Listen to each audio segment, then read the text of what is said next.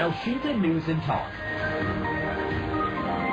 Dengan Wakil Presiden Maruf Amin membuka peluang menjadikan Pulau Galang, Kota Batam, Provinsi Riau sebagai lokasi penempatan pengungsi Rohingya. Ia berkata, Pulau Galang di Batam sempat digunakan untuk menampung pengungsi asal Vietnam beberapa puluh tahun silam. Maruf mengingatkan masalah pengungsi Rohingya sebagai masalah kemanusiaan yang mesti diatasi bersama. Ia mengungkapkan pengungsi Rohingya tidak mungkin ditolak. Namun sebelum ditampung, pemerintah Indonesia tentu perlu menyiapkan berbagai antisipasi. Baginya ini penting agar tidak menimbulkan beban di kemudian hari bagi Indonesia, baik dari sisi negara ataupun masyarakat. Lalu akankah pemindahan pengungsi Rohingya di salah satu pulau di Indonesia bisa menjadi solusi? Untuk bahas ini kami temui Dewan Pengarah Human Rights Research Center di UI, Effendi Jamil. Elshinta News and Talk. Pak Effendi, apa yang disampaikan oleh Wakil Presiden terkait dengan solusi yang ditawarkan, apakah tepat ini Pak Effendi jika Anda melihatnya? Baik, terima kasih Mas Arik. Ya, pertama yang mau saya katakan, nada bicara atau statement dari Wakil Presiden Pak Mahfud, saya kira cukup bisa kita hargai bersama. Artinya dia mengatakan bahwa prinsip kemanusiaan menjadi satu prinsipal yang harus kita jalankan sebagai negara, ya, sebagai negara dan bangsa. Nah, ini berbeda dengan beberapa orang atau beberapa ahli yang mengatakan bahwa atau mengikuti sikap-sikap emosional yang mengatakan tolak saja sana sini, ya. Saya kira itu pertama. Jadi penghargaan atas sikap tersebut artinya apa? Jadi Pak Wapres mengatakan harus mencari solusi. Nah, di situ lebih baik kita berdiskusi tentang solusinya.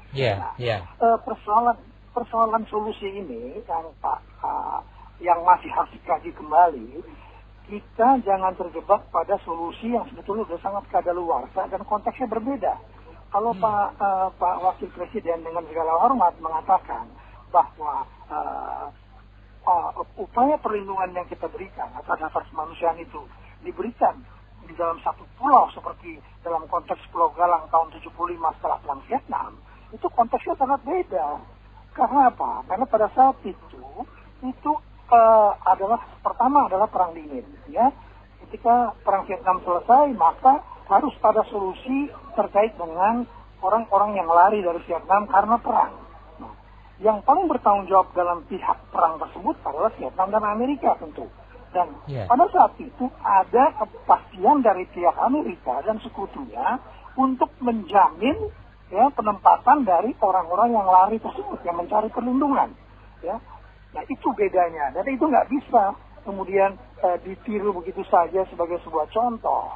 Dan yang kedua, ada bahayanya kalau kita meletakkan dalam konteks perlindungan tersebut di kampung, di pulau, di mana katanya di Pulau Galang, ya, yang akan terjadi adalah itu menjadi semacam penjara besar, ya, sebuah penjara besar yang akan muncul dengan berbagai masalahnya.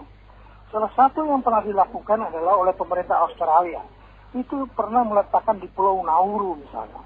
Nah, itu menjadi kritik dari dunia internasional, baik bukan hanya dari NGO atau masyarakat sipil atau korban, ya, karena dia kemudian menjadi semacam penjara, penjara yang besar yang berada dalam suatu pulau. Itu yang kemudian dikritik, dan pemerintah Australia kemudian sudah membubarkan metode seperti itu. Dan saya kira kita jangan melakukan hal atau kesalahan seperti itu. Ada solusi lain yang bisa kita kerjakan.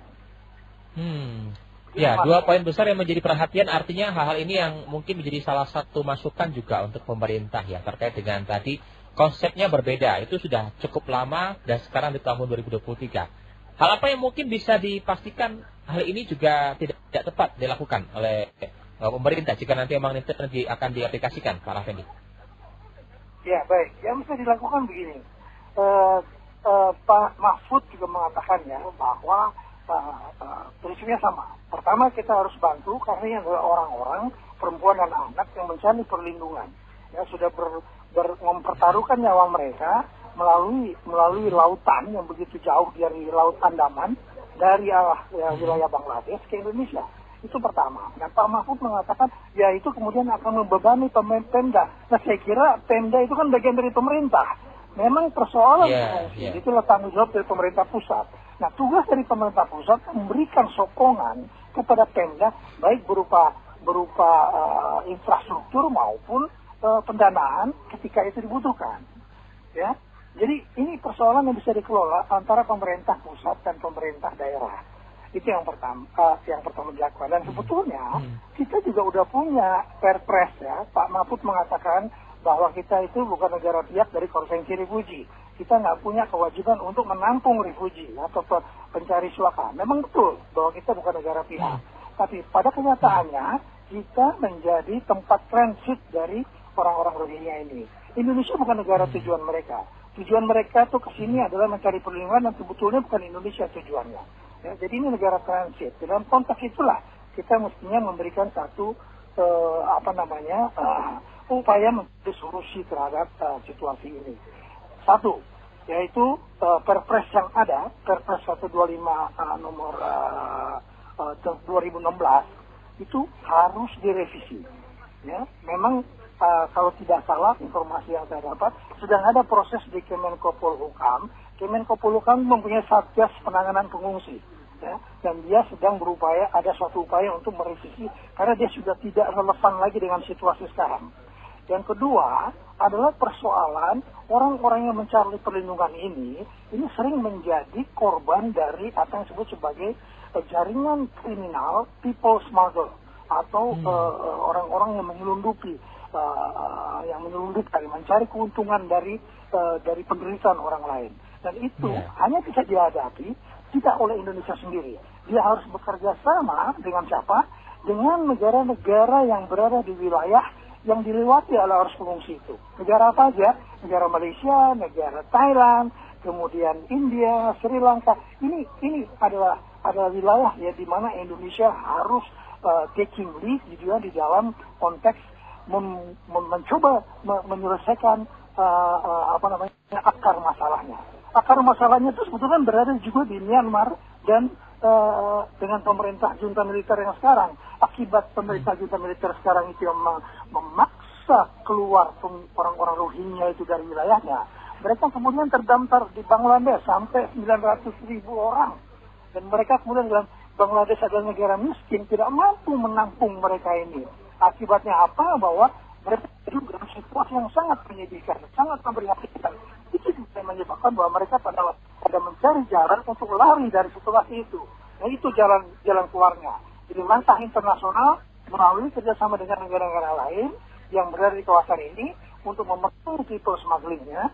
Ya, dan yang kedua di Indonesia adalah memperbaiki Perpres yang kita punya untuk kerjasama antara Pemda dan pemerintah pusat. Dan kemudian sekaligus memberikan pendidikan kepada masyarakat setempat lokal bahwa hal-hal yang kemudian menjadi isu yang kemudian menimbulkan potensi konflik sosial itu bisa dilakukan pencegahannya. Begitu Mas Ari. Baik, Pak Rasedi, kita ke pendengar ya, sudah terhubung. Kita menuju Sumatera Utara, ada Pak Putra. Silakan Pak Putra. Ya, Assalamualaikum Pak Narasumber. Waalaikumsalam Pak Putra, silakan.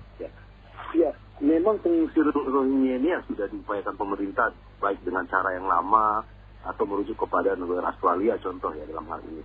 Tapi memang perlu ada suatu undang-undang di DPR yang harus disahkan Pak yang mengenai tentang ya ini penerimaan yang seperti ini gitu untuk sementara gitu. Bahwasanya nanti ini kan menyangkut tentang anggaran ya, pengawasan, terus kolaborasi antar peraturan kepala daerah dengan kementerian dalam hal ini kan gitu.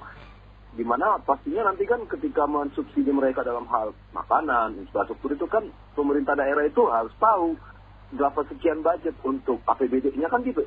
Jangan jadi pusat lepas tangan gitu, mengkontrol dari awal pertengahan hingga akhir mereka selesai untuk jangka waktu tertentu yang tidak bisa tersebutkan gitu Pak. Satu ya. Kedua, kita memang harus banyak lagi mengkaji ini gitu. Bagaimana kalau mereka hanya transit saja, tetapi hanya melintas dari Indonesia, tapi negara tujuannya lain gitu. Dan ada konflik-konflik di Aceh itu Pak ya, kemarin ada sudah ditampung, berbaur dengan masyarakatnya, berkawin campur, tapi ada kekerasan. Mungkin karena faktor bahasa, terus cara hidup, tradisi, budaya, dan sebagainya. Sehingga orang Aceh itu, akhirnya ini Rohingya sudah nggak bisa dianggap ini lagi gitu. Kerjasama gitu, kemanusiaan gitu. Ini bagaimana menjawab seperti ini? Bahwasanya, oke, kita memang tidak menjadi negara suaka perlindungan untuk ini. Tapi UNHCR dan PBB juga harus kasih perhatiannya lah kalau atau pemerintahan yang di Myanmarnya gitu. Ketika dia menganggap ini tidak atau warganya itu secara apa, tapi ya jangan kita kehabisan apesnya lah, kedapatan apesnya gitu ya kan.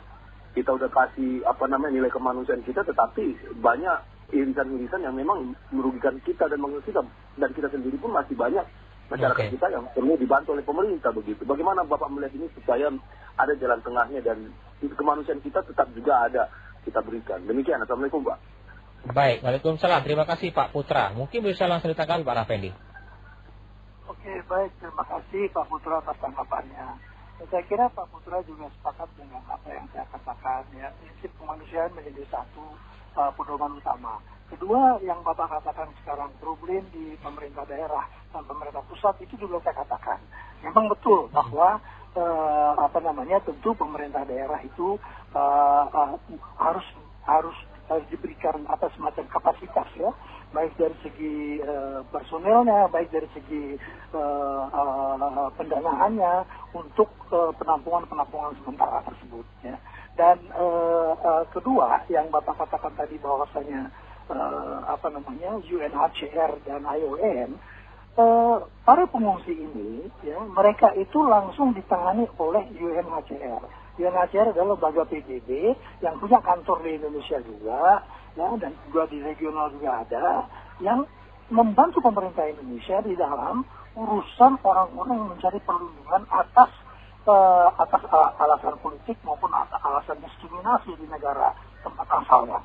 Nah itu sudah ada dan itu berjalan, dan justru kita harus yang dijalankan oleh pemerintah Indonesia berkolaborasi dengan UNHCR, bukan malah kemudian menimbulkan statement-statement di publik mengatakan bahwa wah ini kelihatannya memang ada pembiaran dari UNHCR. Saya kira itu statement publik seperti itu sangat tidak pantas diucapkan oleh pejabat-pejabat publik, apalagi terkait dengan pejabat yang bertanggung jawab persoalan keamanan dan ketertiban ya. Dan bahwasanya ada masalah people smuggling atau penyelidikan manusia, itu kita tahu itu ada, karena di dalam situasi seperti yang ada di Rohingya dan Bangladesh itu memang jaringan kriminal itu selalu mencari ruang untuk kemudian mencari untung dari orang-orang yang sudah menderita ini. Nah itu pasti ada, dan cara pencegahannya saya juga sudah katakan itu hanya bisa dilakukan kalau ada kolaborasi ya dari negara-negara yang terkait di wilayah ini bersama dengan lembaga-lembaga internasional seperti UNHCR dan IOM. Nah ini jalan tengah yang bisa kita lakukan adalah betul-betul menyelesaikan dari dua arah, baik pada tingkat internasional untuk menyelesaikan akar masalahnya. Yang kedua adalah di kita sendiri dalam persoalan pengelolaan kerjasama antara pemerintah pusat dan pemerintah daerah, dan kerjasama di lokal dengan lembaga seperti UNHCR dan IOM di dalam penanganannya. Dan kemudian memberikan penjelasan kepada publik untuk menghindari hal-hal yang negatif, framing negatif terhadap orang-orang yang mencari perlindungan. Tentu betul bahwa Indonesia ada 270 juta, rakyat Indonesia juga masih mempunyai problem kemiskinan di beberapa provinsi Indonesia. Akan tetapi itu tidak melepaskan tanggung jawab kita, tanggung jawab konstitusional kita, ya, untuk memberikan perlindungan berdasarkan kemanusiaan. Kita punya tanggung jawab konstitusional, kita punya tanggung jawab HAM internasional. Itu dokumennya udah cukup banyak, ya. Saya kira itu respon saya buat Pak Putra. Baik, itu Pak Putra di Sumatera Utara. Kita sambung melalui pesan WhatsApp ini, Pak Raffendi. Ada Pak Yayat ya. Mau nanya, kalau mereka hanya sekedar transit, sampai kapan transitnya dan apa sudah ada yang melanjutkan setelah transit? Ini juga mungkin banyak masyarakat yang belum mengetahui terkait dengan arah mereka pergi dari negara mereka hingga sampai ke Indonesia. Mungkin di awal juga sudah dijelaskan oleh Pak Raffendi. Silakan Pak Raffendi. Baik, jadi saya katakan tadi bahwa tujuan mereka bukan Indonesia, karena Indonesia memang dijadikan sebagai tempat transit. Nah, berapa lama dan ke negara mana? Nah, di sini ada prosedurnya. Ada prosedurnya begini. Ada prosedurnya dan kemudian ada lembaga yang bertanggung jawab untuk mengatur tersebut. Nah, pertama, yang paling bertanggung jawab untuk menentukan bahwa mereka adalah orang-orang yang betul-betul secara genuine atau secara murni merupakan orang-orang yang mencari perlindungan internasional, ya, perlindungan internasional berdasarkan hukum internasional. Nah, itu dilakukan oleh UNHCR, ya, Komisi Tinggi HAM PBB mengenai urusan pengungsi. Nah, mereka lah melakukan apa yang disebut sebagai Refugee Status Determination atau RSD. Nah, itu mereka lakukan. Dan dalam konteks Rohingya, kebetulan dari mereka itu banyak yang sebetulnya sudah mempunyai status pengungsi, ya, ketika mereka mengungsi di tempat pertama di Bangladesh itu. Nah, ini kan mereka lari dari sana karena situasi yang sangat parah. Nah, berapa lama mereka di sini? Nah, berapa lama itu akan sangat tergantung pada negara ketiga. Negara ketiga mana yang akan menerima orang-orang yang mencari perlindungan internasional itu. Nah, siapa negara ketiga? Siapa yang mencari? Nah, itu yang mencari adalah tugas dari UNHCR. Nah, UNHCR lah kemudian yang anggotanya adalah negara-negara di seluruh dunia yang merupakan negara pihak dari konvensi perlindungan pengungsi. Nah, dia akan kemudian melihat negara mana yang akan menerima. Nah, ini tantangannya sekarang, ya, apakah berapa lamanya di situ sangat tergantung apakah negara mana yang siap menerima dan kemudian dijadwalkan kapan untuk bisa ditempatkan. Nah, itu sangat tergantung oleh hal tersebut.